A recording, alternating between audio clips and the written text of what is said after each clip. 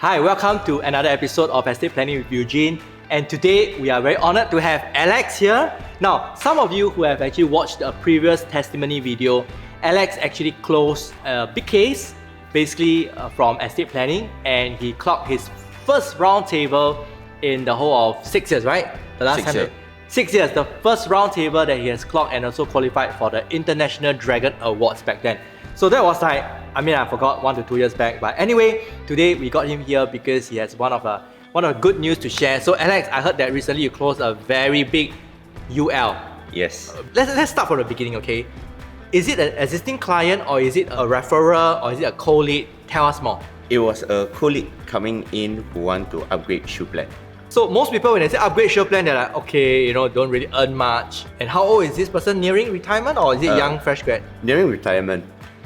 Nearing retirement, and then any health issues? No health issues, but he just wanted to plan for retirement. During the retirement, he just don't want to burden his pocket so much. So tell us, so what happened? How did it lead to estate planning? What do you say? What did he say? What do you do? How do you present yourself? As the usual common one, we will introduce with our name card, right? So I just share a bit more with him that like, what am I doing? Okay, so what are you doing? Usually people will be doing like wealth protection, wealth accumulation, but a lot of us don't focus on wealth distribution. So what do you tell him? So I literally just draw 3 lines like wealth protection, accumulation, and distribution. Okay. This is from the training that you attended, right? Yeah. Okay. After that, I will just talk more in, for example, protection, what we are looking at. So in your case, retirement, you will be looking at like healthcare and stuff like that. Yeah. Then accumulation, likelihood you already accumulate your bulk, and how you're gonna continue accumulate it, or you just want to take a rest. Okay. Then the next thing is you need to consider is about distribution. So what do you say in distribution? I'm sure many of the audience here would want to know, right? Yeah, so in distribution, we talk about, okay, in terms of retirement, the key thing will be LPA. LPA, okay. Yeah, because just in case anything were to happen, what will happen to your money, who can access to your money and stuff. Yeah. So that was in a way, it's my opening to this case. Oh, wow. Using LPA first. So has this prospect done up his LPA before meeting you? Haven't. So that is the bait. The LPA is the one that got him. Yes. Through the fact find, I also understand that the mom got dementia earlier on and passed away the week before we met. Without LPA? Without LPA, without will. In a way, I pressed on the hot button on stating the fact that LPA and will is very important. 2 instruments that both you will need to have. Then we went into detail from there, then went through schedule of asset to understand like roughly what he has and stuff. Let's rewind a little bit. Once you introduce yourself, talk about LPA, did you help him to upgrade his shield plan first before you talk about all these things? Or the LPA jump in? No, upgrade first. You upgrade first. So you did what was the important thing to upgrade? Yes. Okay, and that took like 1 session just to upgrade. Same session. In the same session, you did upgrade, then you plan his LPA and plan his schedule of assets. We didn't plan the schedule of asset, we just talked about it roughly, what he has and stuff like that. Then the next session we went to a bit more details like... So just because it's a co-lead and just because you brought in the topic of LPA, the prospect is sharing information with you willingly what he has. Not really at the full side lah. Okay. He still have certain holdback of how much I have and stuff like that. But it's more of like, I started to know a bit more like the family members, like he only have a daughter. Then the daughter is already planning to migrate and marry overseas. And all these things in 1 session? Yeah. Okay, amazing. Session 1, how did it ended? The first session ended with, we upgraded the shoe plan. Okay. Then after I asked him to go back and think about, if let's say he want to talk about estate planning, there's a few key things that he need to know. Like in case of emergency, who will be the donee that touch on the money and stuff like that. So you give him things to go back to think. Yeah. Okay. The next thing is executor. Because he knows the importance of having a will now, because the mom passed away without a will. Yeah. So went to the administration process. So he was the administrator. Yeah. Then take quite some time to go up and do up the asset stuff. So he is still in the middle of the whole executing process. Yeah. Okay. So I explained to him that having an executor, a ground of probate, the probate process is much easier than the administrator process. Then he's like, yeah, actually it's true. Subsequently, he went to ask a few friends. So the second session came back, he was like, yeah, I want to write the will. So you added value in the first session. You gave Yes. him what he needed. Gave him homework to think through. Then after that, how soon did he come back to you? About 3 weeks later, we meet up again the day before his birthday. So you give him a treat? I bought him a meal. Then Oh, after, wow. Yeah, so then after that, we just chatting and everything. Then we talk slightly more in depth about how he want to distribute. So the trick is to meet one day before his birthday. I mean, coincidentally, it happened that way. Okay. Yeah. How did that lead to the UL, the Universal Life that you proposed? Like, how did that happen? Because of the way he want to distribute. Can you mind share a little bit like how he wants to distribute? Cause the kids are not around in Singapore, ma. So Okay, he kids has a are- house. Okay. He planning to marry overseas, ma. Okay.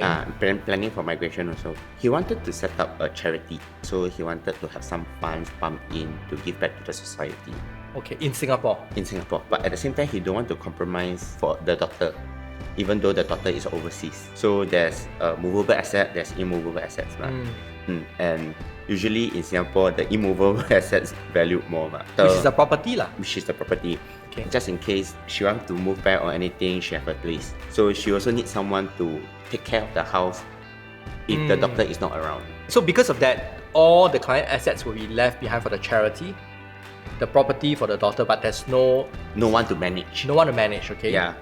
So what's next? Initially, part of it is we introduce in a trust so that there's someone to help take care of all these things. Yes. At the same time, the question is where's the fund coming from? So where does the liquidity come into picture Yes. to manage and maintain the property Yes. and the daughter? Yeah. Okay, so what happens? So that's why I introduced the UL in a form that whereby anything happen, this amount will pump in to help you manage. There's a leverage and it will help you manage all these issues that you are not around. So when you first proposed that, right, was there any objection? I wouldn't say objection, but there was a lot of question of like, how does this help these more technical questions? How financial planning helps in estate planning? Okay, so how do you address that? I always tell them that estate planning is actually part of financial planning. Okay. It's just like taxation is also part of financial planning. Retirement is also part of financial planning. Budgeting is also part of financial planning. Okay, as a broad scope, right? It's a broad scope. It's just that all of us have our expertise. And I just happen to have more experience in estate planning. Wow, okay. Yeah. So that's how you put the case through. You were telling him about a universal life. Yes. Is it because you saw that he has some reserves on hand? Yes. Why not a term plan, for example? I think this was the tricky part. Like I sit on it quite a while to see what plan to offer. Okay, so you did your own research. Yeah. And I did a comparison, but if I were to use the term plan, the cost is much higher.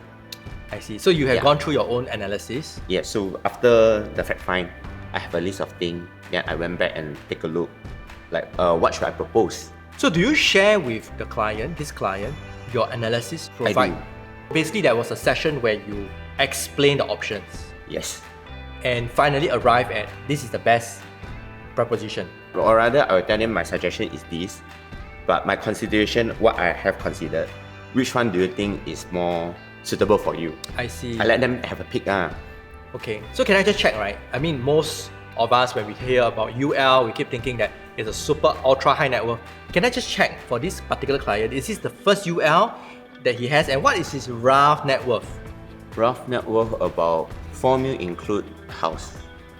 That's quite average, right? 4 mil include house. Yeah, Does he have assets all over the place, or is only in Singapore? only in Singapore. After that, you went through the whole process and he was convinced. Yeah. What would you say is one thing that you did correctly that he decided to sign on the dotted line? What do you think is the one thing? Understand more, hear them out more what they want, Okay. then rather than pushing just product to them. So were there any objections along the way? Definitely there will be objection, but it's more of like I take it as they don't see where I'm coming from, so it's more of a discussion to further like understand. Why you bring this up? Okay. Do you have any concern about What was this? the objection? The objection that he gave was, do I have to put a big sum out like that? I see. Or does this really help me in my situation? Does it really help me in what I want? They have certain concerns lah. Yeah, I'm sure. I'm Yeah. sure clients will be thinking like, is this the only way thing, to right? do it. Yeah, and someone in estate planning is really, they have no real benchmark. Yeah, and I think their concern is, I'm not around already. How can I confirm this thing will be executed the way I want? So there are some concerns lah. So all in all, how many appointments did you take to finalize the whole deal, to close it? 3, total 3. Total of 3 appointments. Mm. You were sharing that the case commission came up to quite a fair bit. 1 case, 1 MDRT. 1 case, 1 MDRT. Guys, you heard it. 1 case, 1 MDRT. Just from estate planning. Yeah. From a little show plan upgrade. This is mind blowing. I mean, if you guys are watching this, let's be frank, it doesn't happen all the day, right? It's not every day is a Sunday, but I'm just thinking about it, like, if you just did that simple upgrade and you didn't bother to explain to the client what you do and use LPA and use estate plan to educate the client, you probably would just upgrade the show plan and he will walk That's out. it. That's it, yeah. And you are saying that he's like nearing retirement, so most people think that nothing much to do. So are you on your way to your second MDRT this year?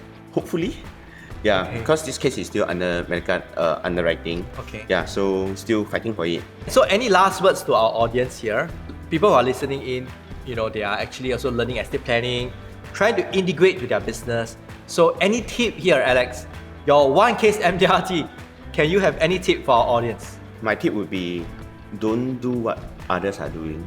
Find your own niche. Everyone is selling insurance, then let them go and sell.